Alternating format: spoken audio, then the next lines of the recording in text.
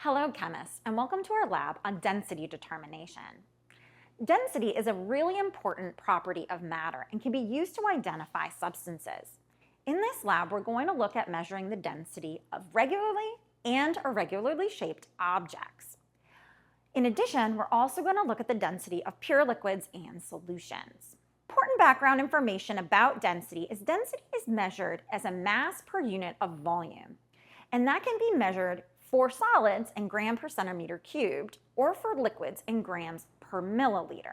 Density is temperature dependent, so a lot of the densities that are known for objects are measured at room temperature, which is around 20 degrees Celsius. So we need to try to keep our measurements done at around room temperature as well.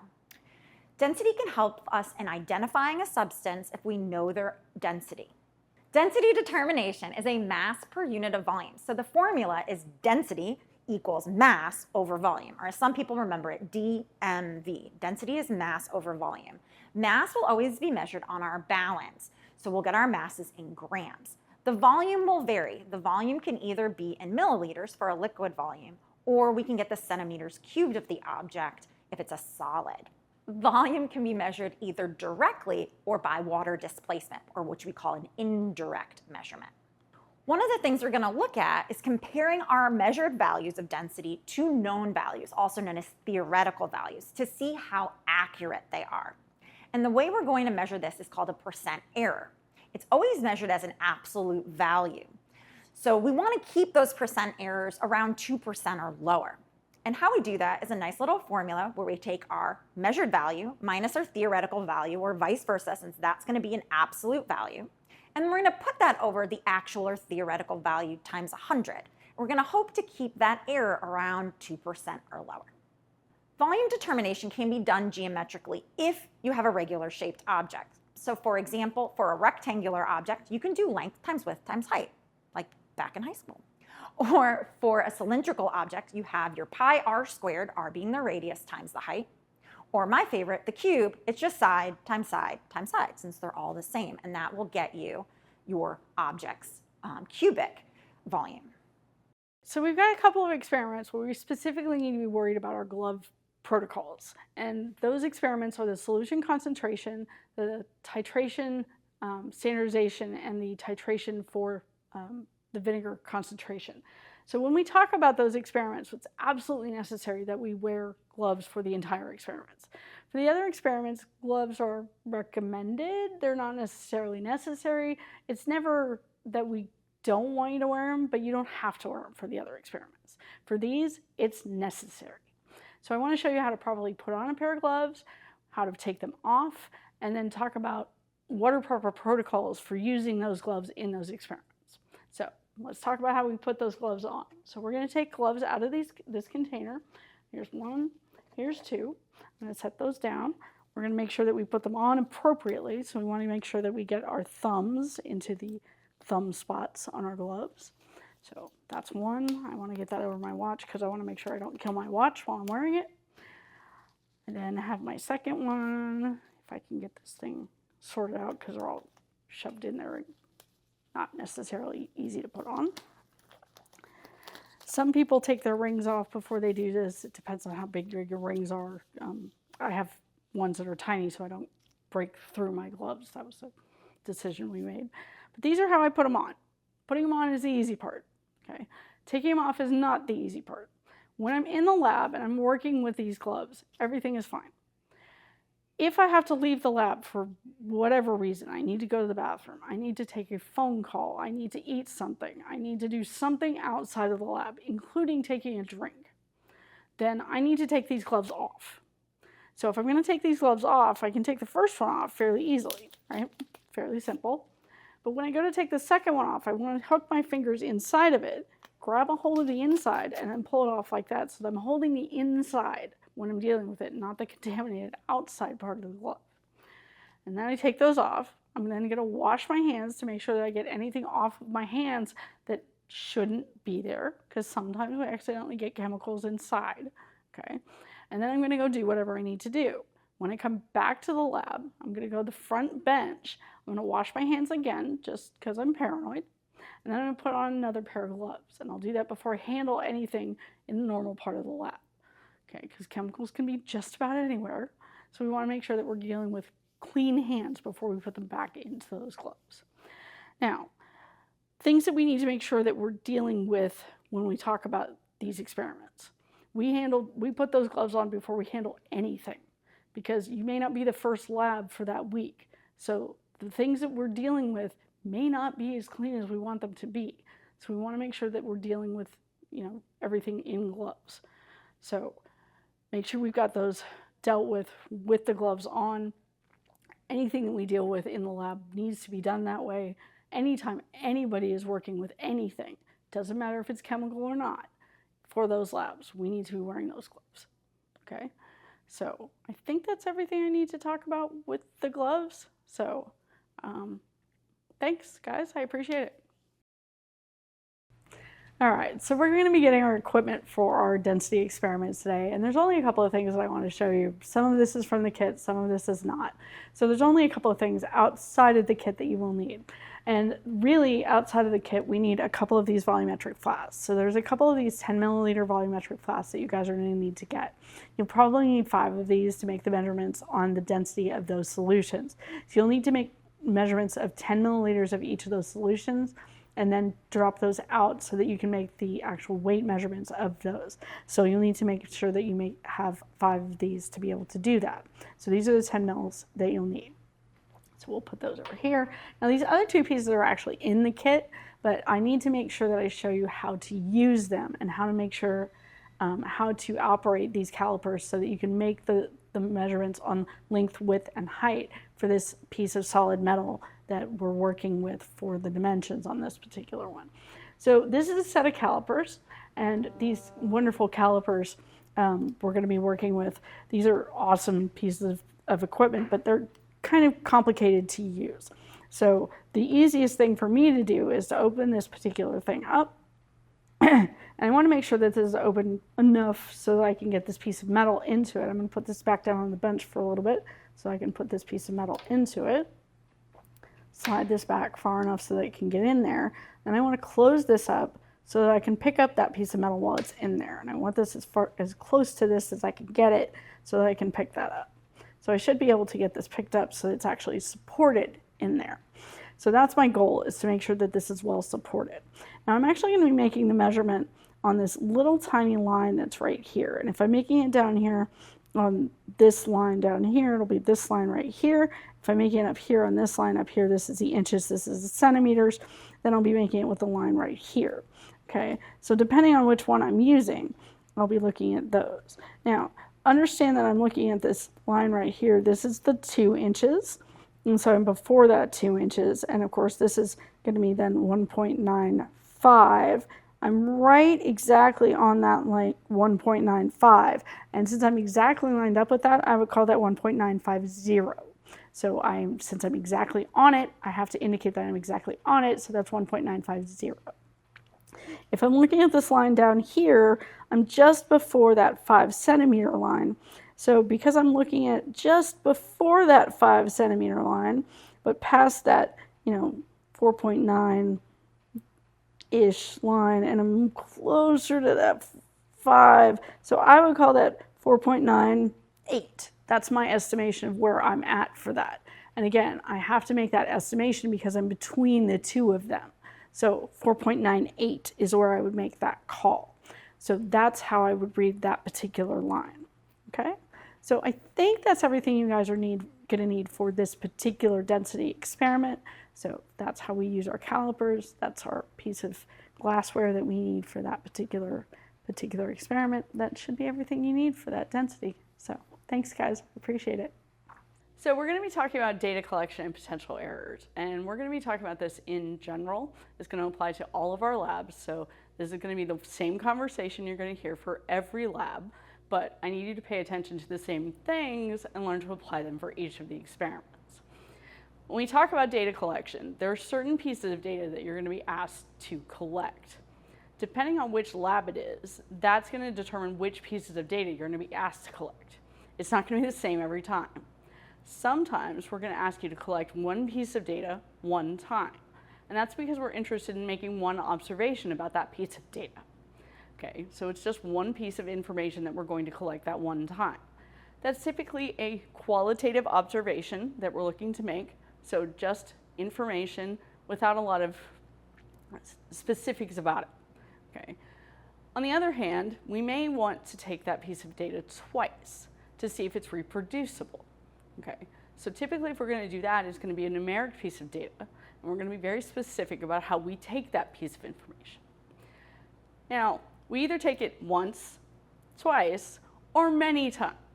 Now, that many times is going to depend on exactly what we're doing and how we're doing it. In this class, we will limit that to 3. It never goes beyond the 3. But out in the real world, that many times could be 5, 10, 20, 50. Could be any of those things. The reason for that is because it becomes statistically significant. So if you've taken Math 120 and you know about statistics, you understand that we need multiple data points to be able to determine if those data points are statistically significant. So we need to know if that's really true for the data points that we've taken. We can't get rid of them if they look wonky, if we don't know what wonky actually looks like. So we need to take multiple points to be able to see if that data is real or not. Okay. We typically don't do that in this class until we get into the later labs. So the titration labs, the first times that we start looking at that number of data points. We do start taking more data points as we go forward. So in the beginning, we take 1 data point. Later on, we take 2 data points. At the very end, we start taking 3. If you have the privilege of taking CHEM110, then you get to take many data points the whole time. So look forward to that. Okay. Those are important things for us to be paying attention to.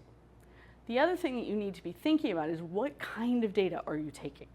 Because the kind of data that you're taking determines how precise you need to be with the information that you're collecting. The instrument that you're using typically gives you an indication of what kind of precision you need for that particular measurement. When we talk about the electronic balance, there's only a certain number of numbers on that balance that we can look at. There's no way we can estimate beyond those numbers. So that's what we're going to record. But when we talk about something that's a volumetric piece of equipment, we can usually estimate beyond the last thing that we can look at. So on a graduated cylinder, we can estimate beyond the last measurement that's there, in between those last measurements that are there, and so we can estimate that last data point. When we talk about something like a volumetric pipette, which is one of these guys, for this, there's a finite measurement that's here, and we can't estimate beyond that. We know exactly what that is, and so if this is a 1 milliliter pipette, we know that this is 1.00 milliliters.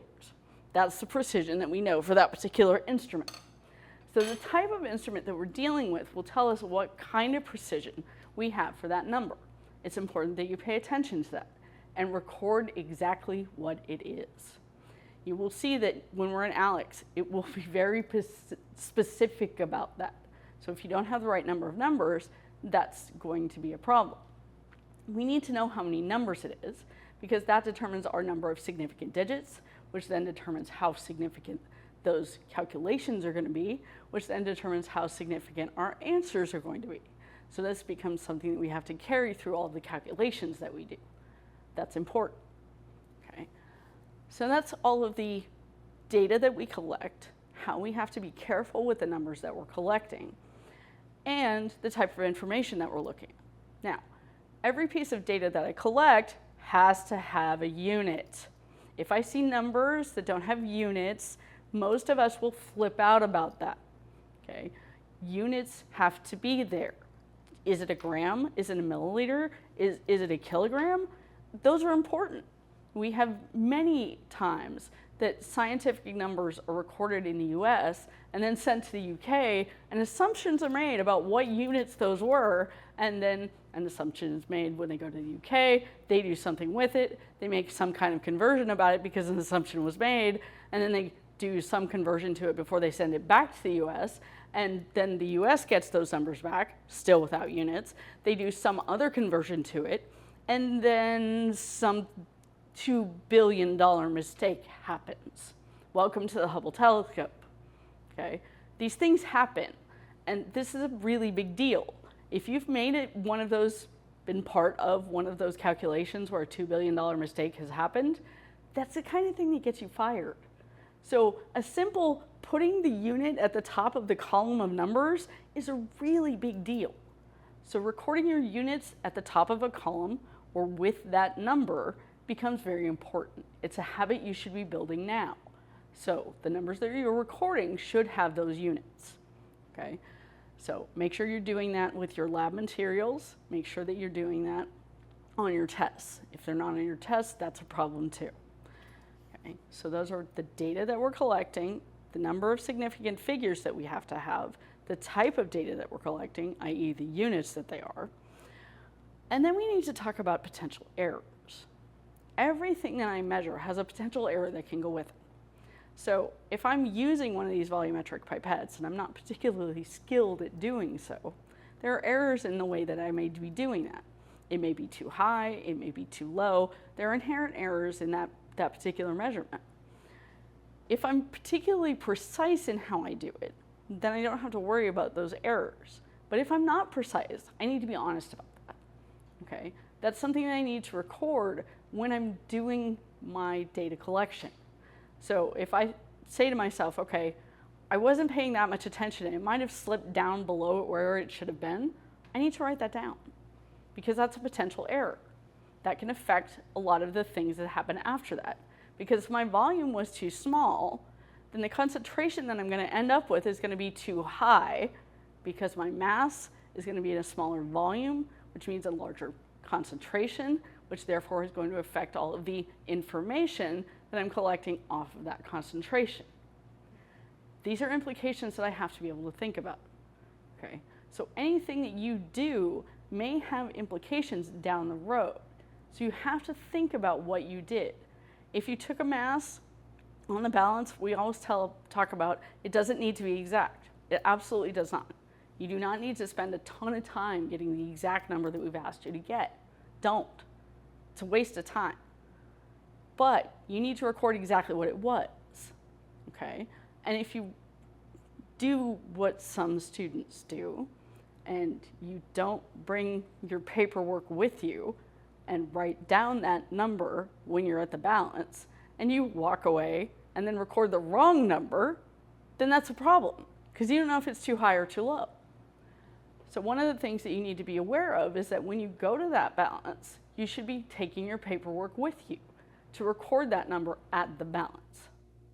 One of the things that I do to my students is if I see them walking to the balance without that piece of paperwork, is I will follow them from the balance back to their bench and I will sing things like 8675309 so that they forget whatever the number is. Or if I see them writing it on a small piece of paper, then I will take that paper and burn it, because that's who I am.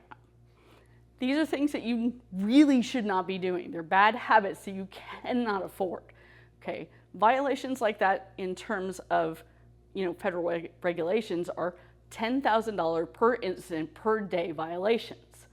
That's expensive, okay? Your company doesn't want that. And if you're responsible for it, that's something you can get fired for, okay? So those are important things to think about. All of these errors have places where they can cause problems. We want you to think about the errors that you may have.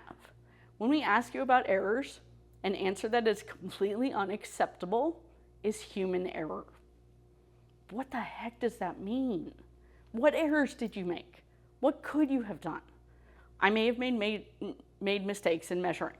Okay, what measurements could I have made mistakes with? Was I imprecisely reading my volumes because I was too lazy to pick up my things so that I was reading the meniscus correctly? If that's the case, then maybe we should talk about making sure that we're having that meniscus at eye level so that we're seeing it appropriately. Okay? Are there things that we could do differently? Now, just because you're not aware of that at the beginning doesn't mean you can't improve on it as you go forward. That's part of the reason that we look at this after we do an experiment, because we're learning to look at how we did that experiment critically to see how we could do it better the next time. We need to be able to do that for ourselves and for the next person who does this lab so that we can say, hey, try this instead. do this differently so that maybe you can do it better next time. That's an important part of our ability to be scientists, is to be critical about what we did. It doesn't mean you're wrong. It doesn't mean you do it badly. It just means that you have to be honest about what was done. Okay? So be willing to look at what you did and what are real places that you could have made a mistake. Okay? Those are important things. When we transfer solids, often we lose some of that material. So make sure that you've noted it places where that may have happened, especially if you actually see it during the experiment. You should write that down. You should talk about the fact that that happened. So any of those errors should be noted in your paperwork, and it should be something that you talk about in the paperwork for your experiment. Okay? So those are the potential errors that you may see. Now, those are all going to be based on the particular experiment that you're doing. I'm not going to specify for each lab where those things may be, because it's your job to figure out where they might exist. Okay? This is a gentle reminder that you need to be looking at every experiment to see what kinds of things was I recording, what kind of mistakes could I have made, what things do I need to be paying attention to.